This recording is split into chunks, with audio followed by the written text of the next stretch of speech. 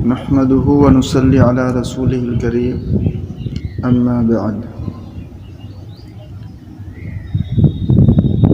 طلبہ کرام جو علوم دینیہ کے حصول کے لیے مدرسے میں حاضر ہوئے ہیں، یہ شروع سال ہے، اس وقت نئے جذبات کے ساتھ طلبہ مدرسے میں حاضر ہوئے ہیں، اس لیے داعیہ پیدا ہوا دل میں کہ طلبہ کے لیے کچھ رہنما اصول اور کچھ شرائط اور آداب کا تذکرہ کر دیا جائے تاکہ طلبہ کو اس سے فائدہ ہو۔ ان شرائط و آداب کی رعایت کے ساتھ اگر وہ علم حاصل کریں گے تو علم میں برکت ہوگی، علم نافع کا حصول ہوگا۔ تو طلبہ کرام کے لیے بلکہ تمام دینی امور کو انجام دینے والے، دین کا کام کرنے والے جتنے بھی ہیں، اور خاص طور پر سالکین اور مریدین جو سلوک و تصوف کی راہ پر چلنے والے ہیں اور اللہ تک پہنچنے کا ارادہ رکھتے ہیں، اللہ کے قرب کی خواہش ان کے دل میں ہوتی ہے، ولایت کا حصول کا جذبہ ان میں ہوتا ہے، ان کے لیے بھی یہ چیزیں ضروری ہیں۔ سب سے پہلی چیز تصحیح نیت صحیح اور درست ہو تو وہ عمل اللہ کے یہاں قابل قبول ہوتا ہے، چاہے وہ عمل چھوٹا ہی کیوں نہ ہو۔ اور بڑے سے بڑے اعمال نیت کی درستی نہ ہونے کی وجہ سے، نیت میں خرابی کی وجہ سے اللہ تعالیٰ کے یہاں مردود ہو جاتا ہے، قابل قبول نہیں ہوتا، بلکہ اس پر گرفت ہو جاتی ہے، مواخذہ ہوتا ہے اور سزا کے مستحق قرار پاتے ہیں۔ اس لیے ہر کام میں اپنی نیت کو درست رکھنا چاہیے۔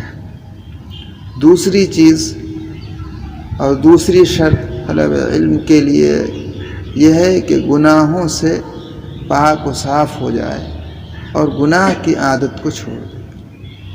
جس طرح حصول علم کے لیے گناہ کا چھوڑنا ضروری ہے، گناہ سے پاک و صاف ہونا، اسی طرح سلوک و تصوف کے راستے میں بھی وصول الی اللہ کے لیے، اللہ تک پہنچنے کے لیے، اللہ تعالیٰ کا قرب اور اللہ کی معرفت اور ولایت کے حصول کے لیے بھی گناہ کا چھوڑنا ضروری ہے۔ معصیت اور گناہ کا ترک یہ ایسا مسئلہ ہے جو تمام سلاسل میں متفق علیہ ہے۔ ہر سلسلے میں گناہ کا ترک جو ہے وہ ضروری ہے اور طریق کے لیے، تصوف کے لیے لازمی شرط ہے کہ گناہ کے ساتھ بندہ ایک قدم بھی آگے نہیں بڑھ سکتا۔ ایک گناہ کی بھی اگر عادت ہے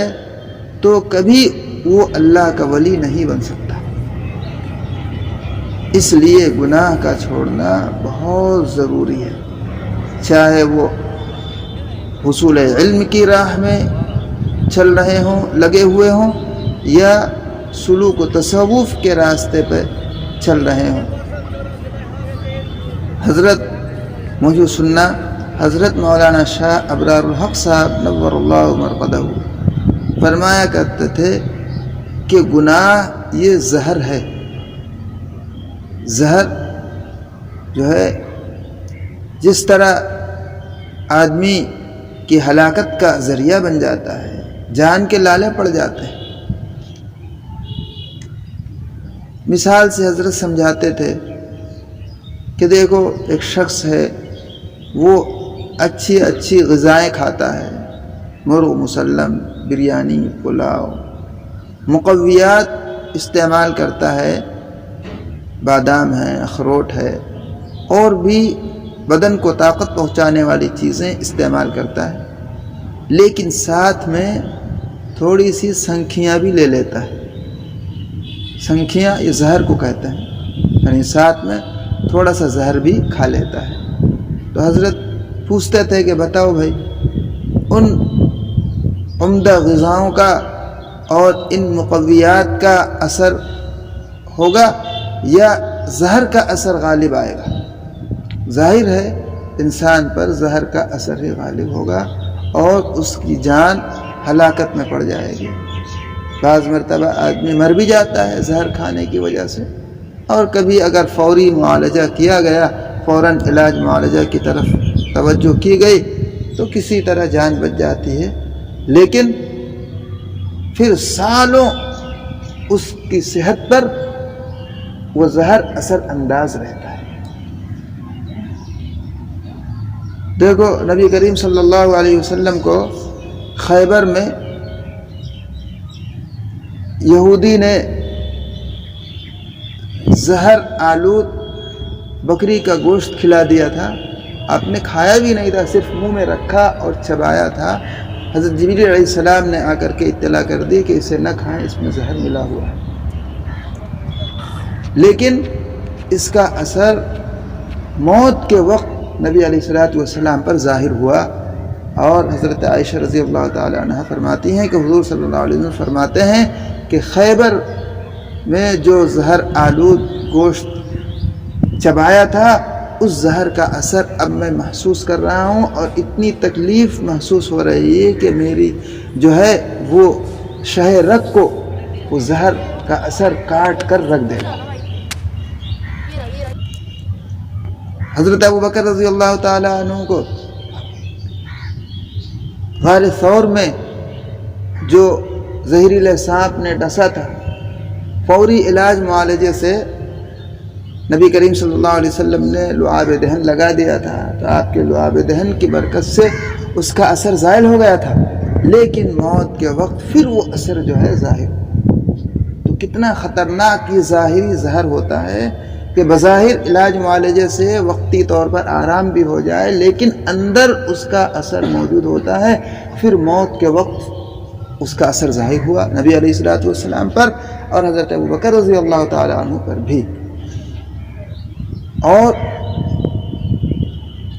اسی وجہ سے ان حضرات کو شہادت کا ثواب بھی ملا ہے، چونکہ زہر کے اثر سے اور اس کی تکلیف سے وصال ہوا اور وفات ہوئی، اور موت کے وقت میں اس کا اثر ظاہر ہوا تھا۔ نحمدہ تو ظاہری دنیاوی زہر کا اگر یہ اثر ہو کہ وہ اندر اندر باقی رہتا ہے اور پھر آخری وقت میں بھی وہ ظاہر ہوتا ہے اور اپنا اثر دکھلاتا ہے، اور وہی موت کا سبب بن جاتا ہے، تو گناہ یہ بھی زہر ہے۔ حضرت محسن نور اللہ مرقدہ فرماتے تھے کہ آپ تلاوت کریں، تسبیح پڑھیں، نماز پڑھیں، دن بھر قرآن اور حدیث پڑھ رہے ہیں، کتنا ثواب ملا، کتنا نور دل میں پیدا ہوا، لیکن ساتھ میں تھوڑی سی آپ نے بے ترتیبی بھی کی، زبان کا غلط استعمال کیا، سارا نور نکل گیا۔ نگاہ کا غلط استعمال کیا، عبادت اور طاعت کے سارے انوار و برکات ختم ہو گئے، اور یہ گناہ زہر ہے۔ اب اس زہر کا اثر تمہارے اندر آ گیا، گناہ کی ظلمت اور تاریکی، اللہ کی لعنت، اللہ کا غضب و غصہ تمہارے اوپر آ گیا اس گناہ کی نحوست سے۔ اور جس طرح ظاہری زہر، دنیاوی زہر، یہ آخری وقت میں انسان کے موت کے وقت اس کا اثر ظاہر ہوتا ہے اور اس کی وجہ سے اس کی موت واقع ہو جاتی ہے،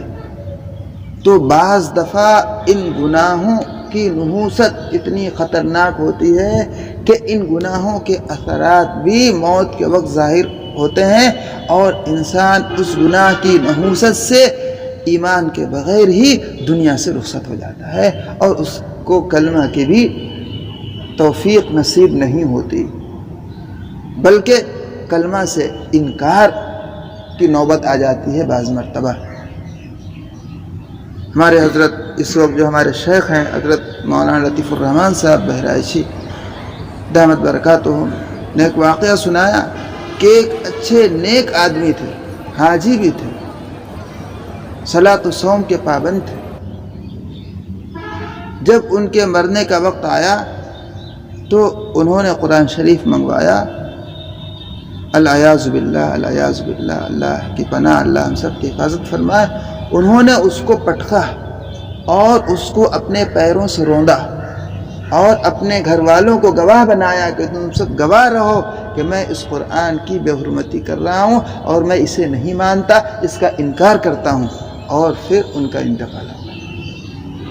کوئی گناہ ان کا ایسا رہا ہوگا جس کی نحوست سے ان سارے زندگی کے اعمال، حج، روزہ، نماز، سب کا اثر ختم ہو گیا اور اس گناہ کا اثر ظاہر ہو۔ بعض گناہ ایسے ہوتے ہیں جو ایمان کو بھی سلب کر دیتے ہیں اور ایمان کی خرابی کا ذریعہ بن جاتا ہے، انسان کو کفر و شرک تک پہنچا دیتا ہے، زندیق بنا دیتا ہے۔ اس لیے گناہ کو معمولی نہیں سمجھنا چاہیے۔ اسی لیے حضرت محی السنہ نور اللہ مرقدہ گناہ کو زہر سے تعبیر کرتے تھے کہ گناہ کو ایسے ہی سمجھو جیسے زہر، اگر کوئی تمہیں زہر کھلائے تو کھاؤ گے، چاہے جتنی محبت سے کھلائے اور جتنا روپیہ پیسہ دے اس کے بدلے میں،